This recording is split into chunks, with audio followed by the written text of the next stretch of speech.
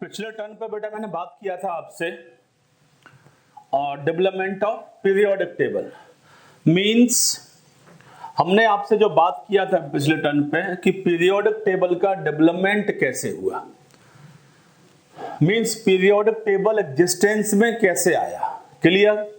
तो एंटवाइन लेवोजियर का वर्क हम समझा दिए थे, Joseph Proust, Dobereiner's, Newlands classification, Mendeleev classification, इसके बाद मैंने बात किया था मॉसलेस क्लासिफिकेशन। आज हम जो बात करेंगे that is long form of periodic table की। बहुत ध्यान से आप हेडिंग लिख दो, that is long form of periodic table. अब आप हेडिंग क्या लिखोगे? Long form of periodic table. ये आप long form of periodic table पहले आप लिख दो। ये मुझे पीरियोडिक टेबल में, अभी पूरा पीरियोडिक टेबल तो आप लोग याद नहीं कर पाओगे और उसकी आवश्यकता नहीं है पूरा पीरियोडिक टेबल याद करने के लिए। आप लोग अभी जो है कुछ एस ब्लॉक के एलिमेंट, पी ब्लॉक के एलिमेंट और डी ब्लॉक के कुछ एलिमेंट, इतने ही एलिमेंट आप याद करो फिलहाल, ठीक है ना? ये मींस आप अभी जो है लगभग 50-60 एलिमेंट्स के नाम आपको अच्छे से याद हैं, उनके एटॉमिक नंबर याद हैं, तो ये मोर देन सफिशिएंट है आपके लिए अभी ये, ठीक है ना? ये तो हम यहाँ पर पहले एस ब्लॉक की बात करेंगे, फिर इसके बाद हम थोड़ा पी ब्लॉक की बात करेंगे और कुछ एलिमेंट हम डी ब्लॉक के देखेंगे। कोई दिक्कत तो नहीं यहाँ पे? अब देखो ध्यान से, आप पीरियोडिक टेबल जो है डिफरेंट ब्लॉक्स में बांटा गया है, जैसे एस ब्लॉक के एलिमेंट, पी ब्लॉक के एलिमेंट, डी ब्लॉक के एलिमेंट, एफ ब्लॉक के एलिमेंट। इनको मैंने इस टाइप से कैसे डिवाइड किया हुआ है, तो देखो last electron enters into S subshell, then it is called as S block element. If last electron enters into P subshell, then it is called as P block element. If last electron enters into D subcell, then it is called as D block element. If last electron enters into F subcell, then it is called as F block element. Clear?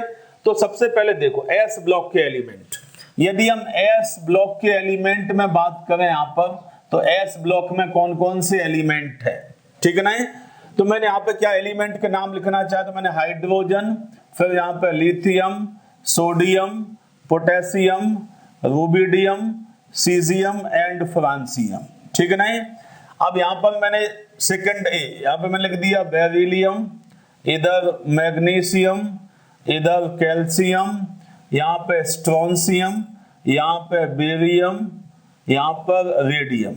मैंने इस type से element के नाम लिखे, ठीक है ना? कोई दिक्कत तो नहीं? इसको हम बेसिकली क्या बोल देते हैं, ये एस ब्लॉक एलिमेंट है। एस ब्लॉक में इसको मैंने बोला फर्स्ट ए, इसको फर्स्ट ए कहते हैं, और ये बेसिकली क्या यहाँ पर, ये सेकंड ए है यहाँ पर। क्लियर? इसका भी हम नाम लिखना चाहें तो फर्स्ट ए वालों का एक नाम और क्या हो जाता है, that is alkali metal. Alkali metals, इसको हम लिखना चाहें तो एल्कलाइन अर्थ मेटल्स। ये एल्कली मेटल्स हैं, ये एल्कलाइन अर्थ मेटल है। इसको मैंने बोला फर्स्ट ए, इसको बोला मैंने सेकंड ए। तो आप लोग ध्यान से देखो, अब ये सभी एलिमेंट के नाम और उनके स्पेलिंग भी हमें क्लियर होना चाहिए। तो अभी सभी के पास पीरियोडिक टेबल होना चाहिए। यदि आपके पास पीरियोडिक टेबल नहीं है तो आप किसी बुक्स में देखो, नहीं है तो आप नेट से भी देख सकते हो आप, ठीक है ना? ये अब इनको बेसिकली यहाँ पर हमें एक याद भी हमें करना है यहाँ पर। Clear? Hydrogen, lithium, sodium, potassium, rubidium, caesium and francium, ये एलिमेंट के नाम और स्पेलिंग भी हमें याद होना चाहिए, ठीक है ना? ये नाम इनके हमें कैसे याद करना है तो वो भी थोड़ा सा आप देख लो। क्लियर? आप लोगों को भी छोटे छोटे ट्रिक्स पता होंगे, लेकिन ये ट्रिक्स कम आप यूज में लो, ये डायरेक्टली आप याद करने की कोशिश करो। जैसे मैंने यहां पे लिख दिया, यहां पे मैंने कहा हे ली ना की रब से फरियाद।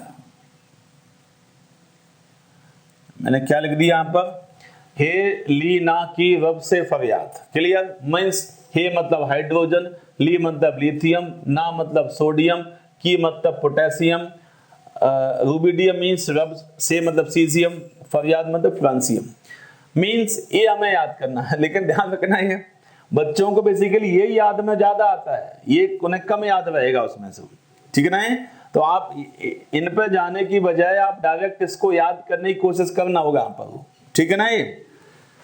इसको हम याद करना चाहें तो हम कैसे, यहाँ पर बेर, बेर मतलब प्लम, महंगे, बेर महंगे करके, बेर महंगे करके सरकार, सरकार बहुत,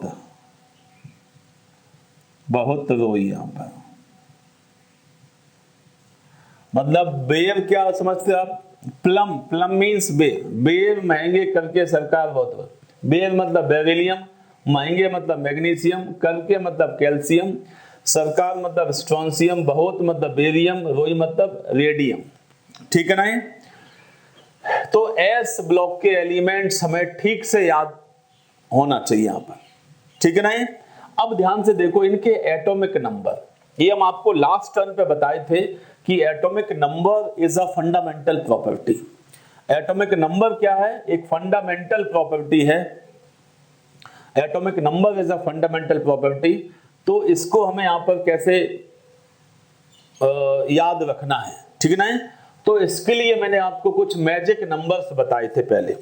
मैजिक नंबर देखो कौन कौन से हैं। मैजिक नंबर यदि हम लिखना चाहें तो हम क्या क्या लिख दें, देखो 2, 8, 8, 18, 18, 32 मींस मैजिक नंबर कौन कौन से हैं।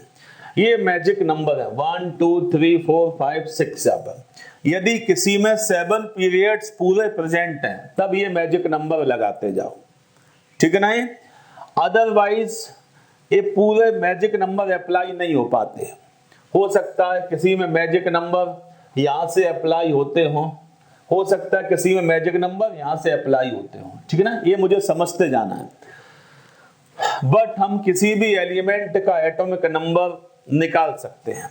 देखना ध्यान से, यहां पर समझो। यहां पर जैसे हाइड्रोजन है, यहां पर ये आपने लिख लिया एक बार, यहां पर एटॉमिक नंबर हम निकाल रहे हैं। यहां पर ये बहुत काम का बात है। ये एटॉमिक नंबर का कैलकुलेशन हमें आना चाहिए with the help of magic number.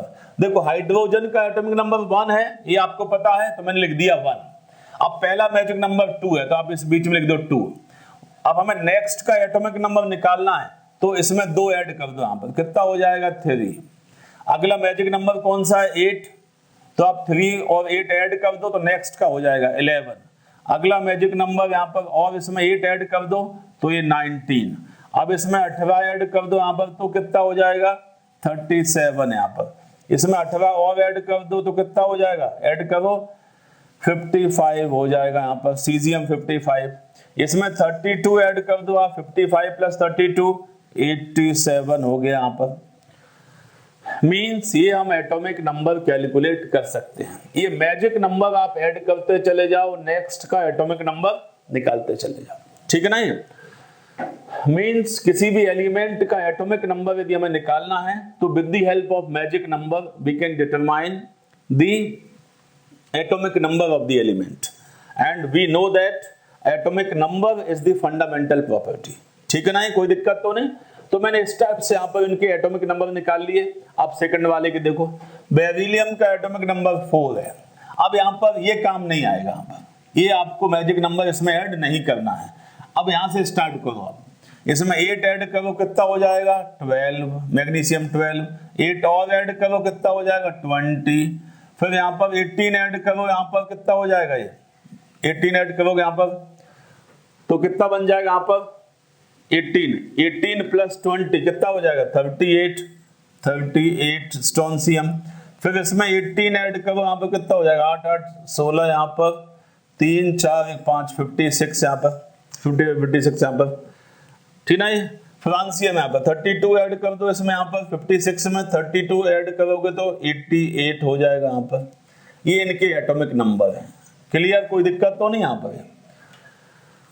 Beryllium का एटॉमिक नंबर 4 है, नेक्स्ट का निकालना तो 8 ऐड कर दो, मैग्नीशियम के बाद कैल्शियम उसका निकालना तो फिर 8 ऐड कर दो। इस टाइप से हम यहाँ पर इनके एटॉमिक नंबर कैलकुलेट कर सकते हैं। Means with the help of magic number we can determine the atomic number of the element.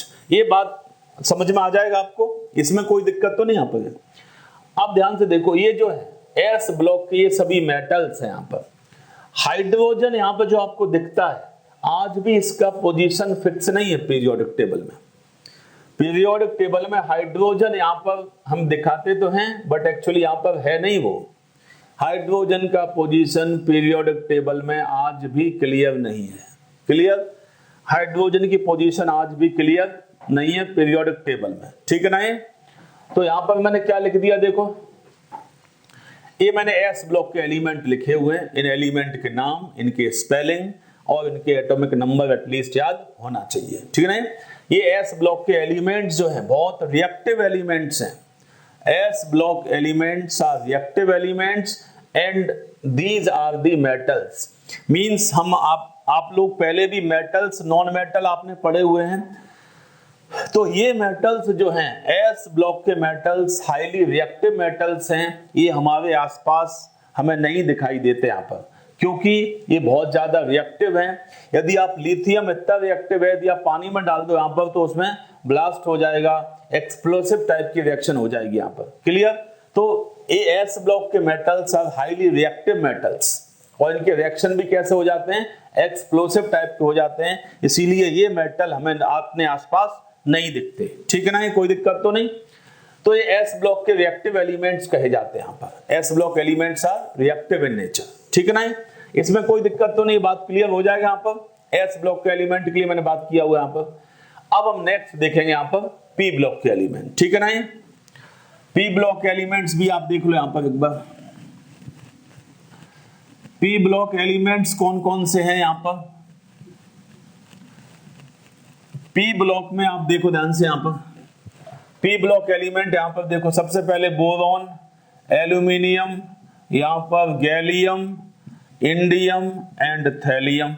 ये नाम लिख दो यहाँ पर है।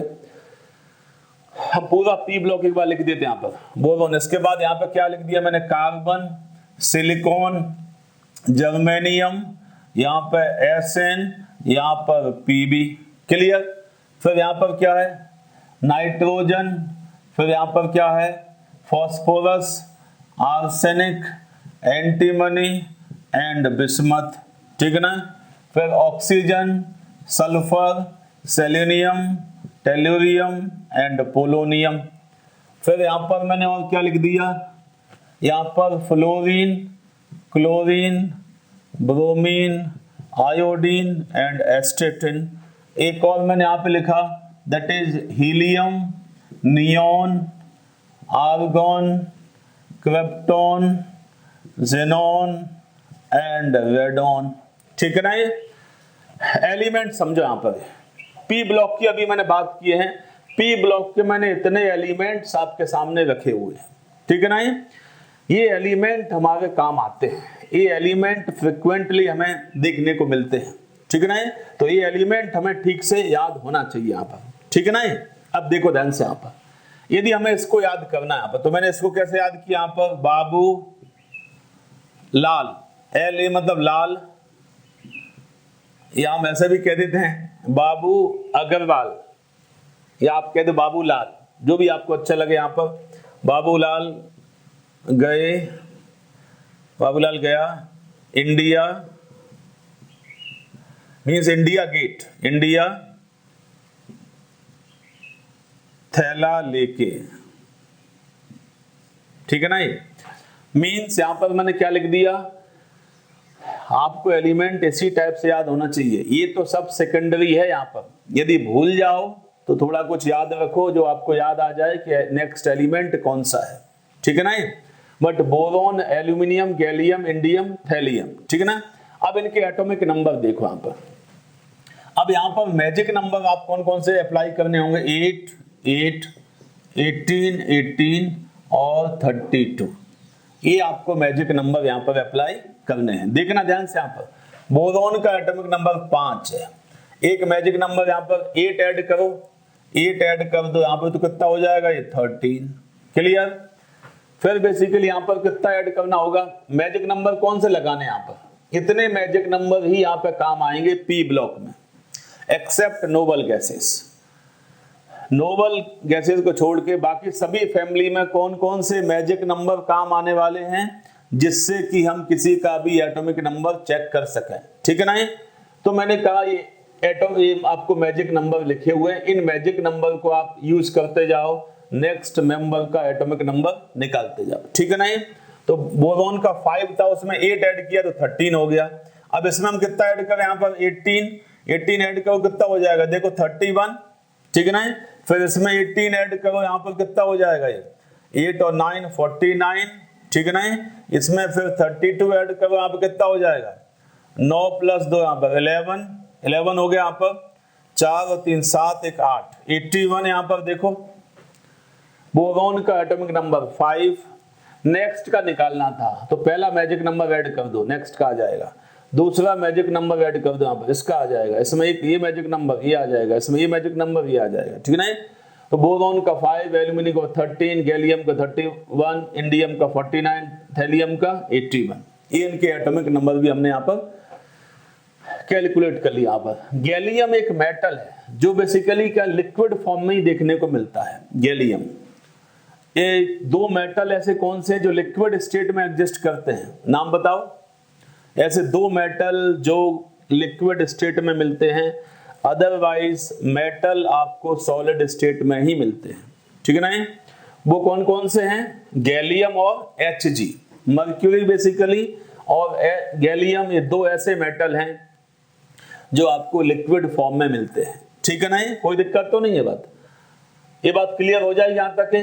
अब कार्बन फैमिली, इसको हम कैसे याद करें, तो मैंने कहा देखो college student get some problem, college student get some problem. Simple sentence है, जल्दी से याद आ जाता है, एलिमेंट भी हमें जल्दी याद हो जाते हैं। ठीक है ना। कार्बन, कॉलेज मतलब कार्बन, स्टूडेंट मतलब सिलिकॉन, गेट मतलब जर्मेनियम, सम मतलब टिन, प्रॉब्लम मतलब लेड Pb। ठीक है ना। अब एटॉमिक नंबर निकालो फिर से। कार्बन का एटॉमिक नंबर 6 है, तो पहला मैजिक नंबर ऐड करो, कितना हो जाएगा बताओ, 8 और 6 14। ठीक है ना। फिर 18 ऐड कर दो यहाँ पर, तो कितना हो जाएगा ये 32 में फिर 18 ऐड कर दो, 18 ऐड करोगे यहाँ पर और 32 में तो कितना हो जाएगा 52 में 32 ऐड कर दो यहाँ पर, तो कितना हो जाएगा 82 यहाँ पर। ठीक है ना। कोई दिक्कत तो नहीं, ये बात समझ में आ जाएगी आपको। ये बोरोन फैमिली हो गया, सिमिलरली ये कार्बन फैमिली हो गया। ठीक है ना। नाइट्रोजन फैमिली को हम कैसे याद रखें यहाँ पर, तो मैंने इससे कैसे लिखा है यहाँ पर, न्यूज पेपर आज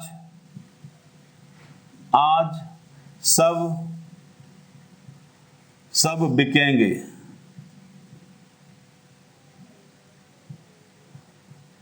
न्यूज़पेपर आज सब बिकेंगे। देखो ध्यान से यहाँ पर, तो आपने यहाँ पे इस टाइप से इनको डिवाइड कर लो, यहाँ पर ऐसे यहाँ पर। ठीक है। इसको भी आपने इस टाइप से यहाँ पर ऐसे कर दो।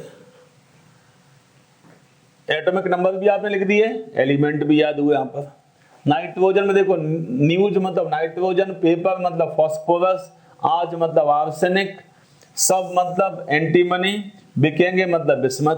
आज सब न्यूज़पेपर सेल हो जाएंगे मतलब बिक जाएंगे, तो न्यूज़पेपर आज सब बिकेंगे। यदि हम भूल जाएं तो इसको याद रखो, अदरवाइज आप इसी टाइप से प्रैक्टिस में लो।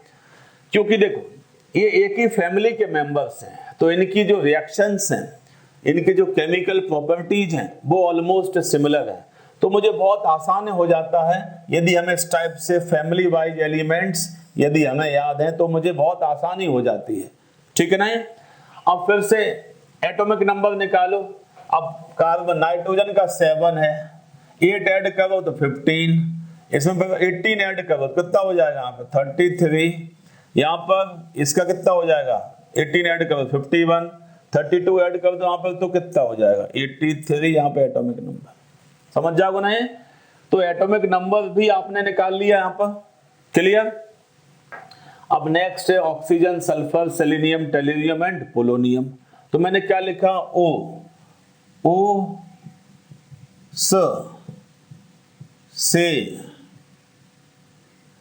टी ओ, मतलब उस से चीटिंग करो, करना नहीं है, बट उस से टीपो मतलब उससे चीटिंग करो। तो इससे ये सब एलिमेंट आ जाते हैं।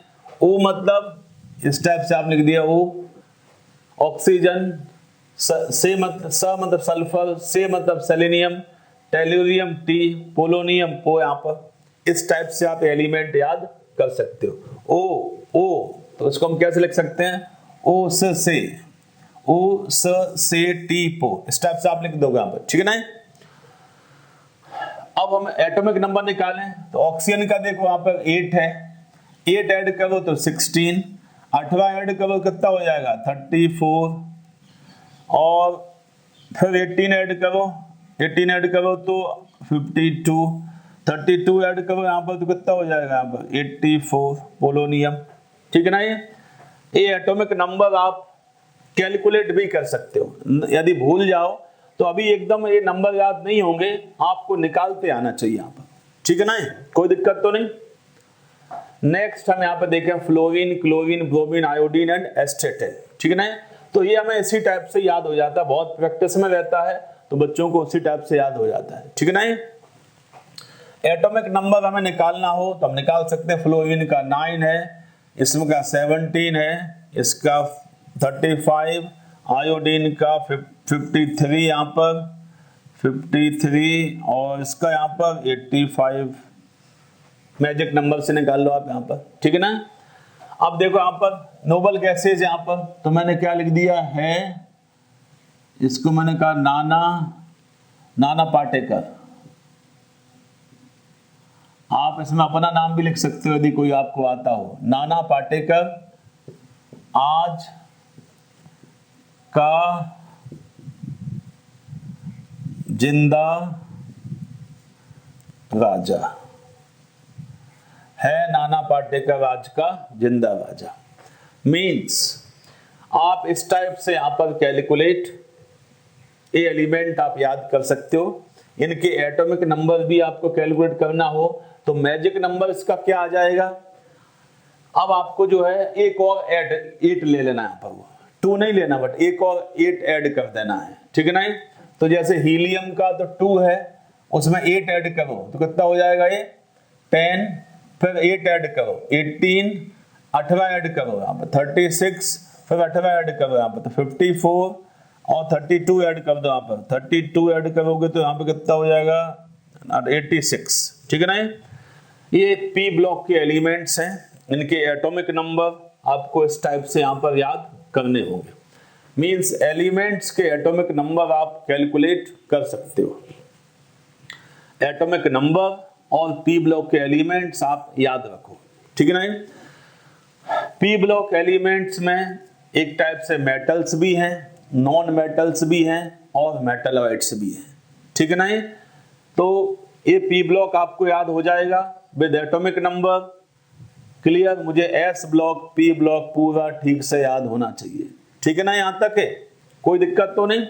नेक्स्ट अब हम बात करेंगे यहाँ पर, ये आप ठीक से तैयार करो। ये बात मैंने किया हुआ S block and P block, सभी के पास पीरियोडिक टेबल होना चाहिए। पीरियोडिक टेबल जो है, आप पीरियोडिक टेबल को आप ज्यादा से ज्यादा यूज में लो, जिससे कि प्रैक्टिस में आएगा, धीमे धीमे आपको याद भी हो जाएगा ये। ठीक है ना? ये कोई दिक्कत तो नहीं है। अब देखो ध्यान से यहाँ पर, अब यदि हम कहना चाहें पीरियोडिक टेबल में कोई आपसे पूछे तो एलिमेंट्स जैसे हम देखना चाहें तो metals, non metals and metalloids. Metals आपको जनरली पूरा S block, D block, F block में मेटल्स ही मेटल्स हैं, और मेटल्स जनरली सॉलिड स्टेट में मिलते हैं। एक दो मेटल को छोड़ के, जैसे गैलियम Hg को हम हटा दें तो सभी मेटल का स्टेट कैसा है? सॉलिड स्टेट है। क्लियर? नॉन मेटल्स देखा जाए तो 16 17 आर दी नॉन मेटल्स, जैसे हाइड्रोजन हो गया, carbon, nitrogen, oxygen, fluorine, chlorine, bromine, iodine, helium, neon, argon, krypton, xenon, clear, sulphur, phosphorus, these are the non metals. और मेटलॉइड्स लगभग 8 metalloids हैं, ठीक है ना। है तो मेटलॉइड्स क्या हैं, मींस मेटल और नॉन मेटल के बीच के जो प्रॉपर्टीज हैं वो क्या कहलाते हैं, मेटलॉइड्स। मींस मेटलॉइड कोई आपसे पूछे तो क्या बताओगे, मींस मेटल्स नॉन मेटल के बीच में जो प्रॉपर्टीज हैं उनको हम क्या बोल देते हैं, मेटलॉइड्स, ठीक है ना। एक डी ब्लॉक के एलिमेंट भी आपको एक लाइन कम से कम याद रखो, वो कौन सा है, scandium, titanium, vanadium, chromium, manganese, iron, cobalt, फिर कोबाल्ट के बाद यहां पर निकिल, कॉपर और zinc. Atomic number sequence wise 21, 22, 23, 24, 25, 26, 27, 28, 29 और 30। ये लाइन हमें बहुत काम में आता है। तो डी ब्लॉक में एटलीस्ट आप इतने एलिमेंट और ध्यान में रखो, इनके स्पेलिंग, इनके नाम, इनके एटॉमिक नंबर आपको बिल्कुल ठीक से याद होना चाहिए, क्योंकि ये मेटल्स हमारे बहुत काम आते हैं। यहाँ पर कोई दिक्कत तो नहीं, ये बात समझ जाओगे आप। यहाँ पर कौन कौन से मेटल हो गए, scandium, titanium, vanadium, chromium, manganese, iron, cobalt, निकल, कॉपर, जिंक। कोई दिक्कत तो नहीं यहाँ पर। अब ध्यान से देखो, अब कोई सा भी एलिमेंट, नेक्स्ट हेडिंग आप लिख दो यहाँ पर, एलिमेंट्स हैविंग एटॉमिक नंबर 100 और मोर देन 100, उनके नाम कैसे लिखें, ठीक है ना। तो ये एलिमेंट की बात हो गई। अब IUPAC का एक रिकमेंडेशन और है यहाँ पर, कोई भी एलिमेंट जिसका एटॉमिक नंबर 100 है या 100 से ज्यादा है उसका नाम कैसे लिखें। एलिमेंट्स हैविंग एटॉमिक नंबर 100 और मोर देन 100, क्लियर, उनके नाम हमें यहाँ पे किस टाइप से लिखने होंगे यहाँ पर, ठीक है ना। ये तो ये बात आपको समझ आ जाएगा यहाँ पर। तो जैसे कोई एलिमेंट जिसका एटॉमिक नंबर 100 है, मैंने कहा 101 है, 103 है, मान के चलो 107 है, तो उनके नाम कैसे लिखें। 118 है, 111 है, तो उनके नाम कैसे लिखोगे यहाँ पर। 110 है, तो इसके लिए कुछ न्यूमेरल्स बनाए गए हैं।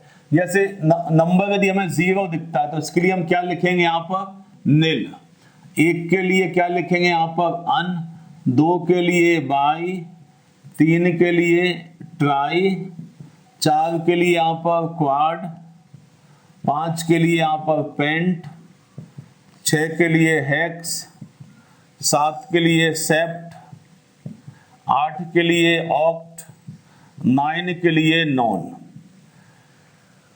ये कुछ न्यूमेरल्स हैं, ठीक है ना।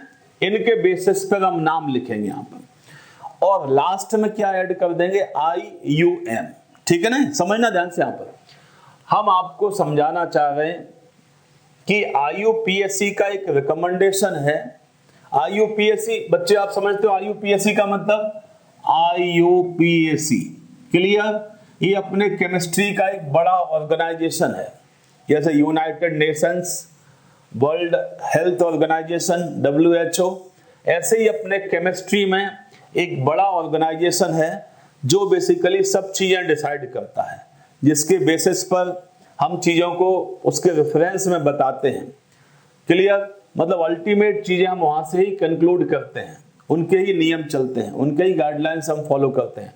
International union of pure and applied chemistry, ये इसका फुल फॉर्म है, international union of pure and applied chemistry. मतलब एक केमिस्ट्री का एक बड़ा ऑर्गेनाइजेशन है जो सब चीजों को डिसाइड करता है, सब चीजों को सिंप्लीफाई करता है, क्लियर। केमिस्ट्री के रिगार्डिंग जो भी है वो सब IUPAC गवर्न करता है, ठीक है ना। तो IUPAC का कहना है कि बच्चों को एटॉमिक नंबर 100 से ज्यादा याद करने की आवश्यकता नहीं है। क्लियर? उसके लिए यहाँ पर उन्होंने एक सिस्टम ही बना दिया है, उसी सिस्टम को हम आपको समझाना चाह रहे हैं यहाँ पर, ठीक है ना। अब देखो 100 का नाम कैसे लिखें। देखो एक के लिए क्या कहते थे? अन, तो मैंने लिख दिया यहाँ पर, देखो अन, एक के लिए अन हो गया। फिर 0 के लिए क्या कहते थे? निल, तो मैंने यहाँ पे देखो लिख दिया निल। फिर 0 आया, फिर क्या लिखेंगे यहाँ पर? ये 0 के लिए निल लिखते हैं यहाँ पर, और लास्ट में IUM, लास्ट में क्या लिख दिया? IUM। तो ये इसका नाम हो गया। कोई भी एलिमेंट जिसका एटॉमिक नंबर 100 है उसका नाम क्या हो गया? अन, निल, निलियम, ऐसे पढ़ लेंगे इसको यहाँ पर। यदि हम इसका सिंबल लिखना चाहें तो यहाँ से U ले लो, यहाँ से N ले लो, यहाँ से N ले लो, UNN। क्लियर? ये इसका सिंबल बन जाएगा। अब 101 यहाँ पर 101 का नाम कैसे लिखे यहाँ पर? तो मैंने एक के लिए लिख दिया अन, 0 के लिए देखो यहाँ पे निल, निल लिख दिया। फिर एक के लिए क्या लिखे यहाँ पर? अन, अन लिख दिया। लास्ट में IUM। अब हम सिंबल क्या ले? यहाँ पे आपने U ले लिया, अन से U ले लिया, निल से N ले लिया, फिर अन से U ले लिया, UNU। ये इसका सिंबल बन जाएगा यहाँ पर। कोई दिक्कत तो नहीं, बात समझ आ जाएगी आपको। 103 का लिखना हो तो कैसे? देखो अन मैंने लिख दिया यहाँ पर, एक के लिए अन, 0 के लिए क्या लिखें? निल, निल मैंने लिख दिया यहाँ पर। अब 3 के लिए क्या यहाँ पर? ट्राई है, तो मैंने क्या लिखा? देखो ट्राई। अब I आ गया लास्ट में यहाँ पर। अब हमें लिखना था IUM। देखो अब IUM नहीं लिखेंगे यहाँ पर, क्या लिख देंगे? केवल UM। यदि लास्ट में वॉवेल्स आ जाते हैं AEIOU, यदि लास्ट में आपको दिखते हैं तो IUM का केवल UM ऐड करना है, पूरा IUM ऐड नहीं करेंगे यहाँ पर, ठीक है ना। ये तो कोई दिक्कत तो नहीं। इस टाइप से मैंने अन, निल, ट्रियम, इस टाइप से पढ़ लें यहाँ पर।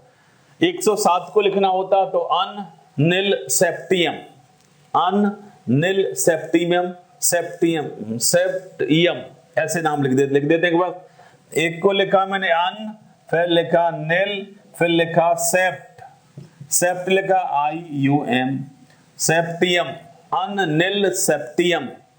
इस टाइप से आप इसको, यदि हम सिंबल लिखना चाहें तो UNS, UNS आप नाम लिख सकते हो आप, ठीक है ना। ये कोई दिक्कत तो नहीं, ये पॉइंट आपको समझ में आ जाएगा यहाँ पर, क्लियर है ना ये। नेक्स्ट अब हम हेडिंग लिखेंगे यहाँ पर पीरियोडिक प्रॉपर्टीज। अब हम पढ़ेंगे यहाँ पर पीरियोडिक प्रॉपर्टीज की बात। यहाँ पर कौन कौन से पीरियोडिक प्रॉपर्टीज हैं, आप हेडिंग लिख दो। यहाँ पर हेडिंग आप लिखो पीरियोडिक प्रॉपर्टीज।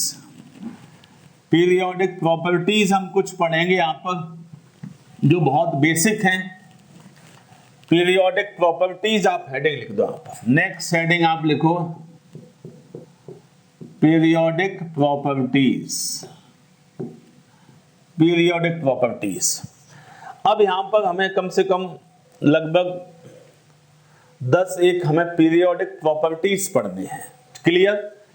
पीरियोडिक प्रॉपर्टीज तो आप पहले इनकी एक बार लिस्ट बना लो, कौन कौन से पीरियोडिक प्रॉपर्टीज हैं उनको आप एक बार लिखते भी जाओ यहाँ पर, ठीक है ना। तो मैंने क्या लिख दिया? पीरियोडिक प्रॉपर्टीज, हेडिंग लिखा following are the periodic properties. तो पहला मैंने क्या लिखा यहाँ पर, ध्यान से देखो, that is nuclear charge, nuclear charge आप लिखो। दूसरा हेडिंग यहाँ पर SCREE, स्क्रीनिंग इफेक्ट, नाम लिखते जाओ यहाँ पर। फिर यहाँ पर एटॉमिक रेडियाई या एटॉमिक रेडियस, फिर यहाँ पर आयोनिक रेडियस, फिर यहाँ पर कोवलेंट रेडियस, फिर यहाँ पर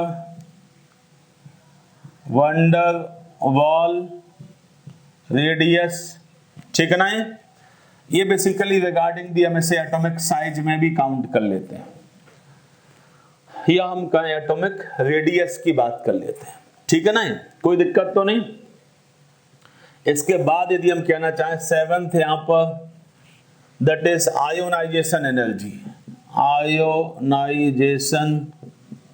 आयोनाइजेशन एनर्जी लिखो नाम यहां पर। नेक्स्ट इलेक्ट्रॉन एफिनिटी, इलेक्ट्रॉन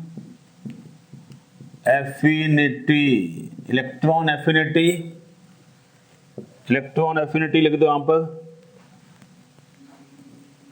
और क्या लिखोगे आप यहां पर, इलेक्ट्रोनेगेटिविटी। क्लियर। 10th यहां पर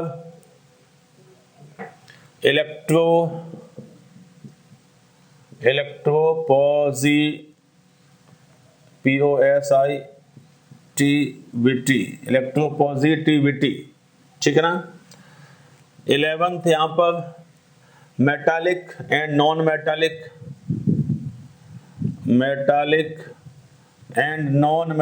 properties, metallic and non metallic properties, ठीक है ना। ये metallic and non metallic properties, इतने पॉइंट जो है।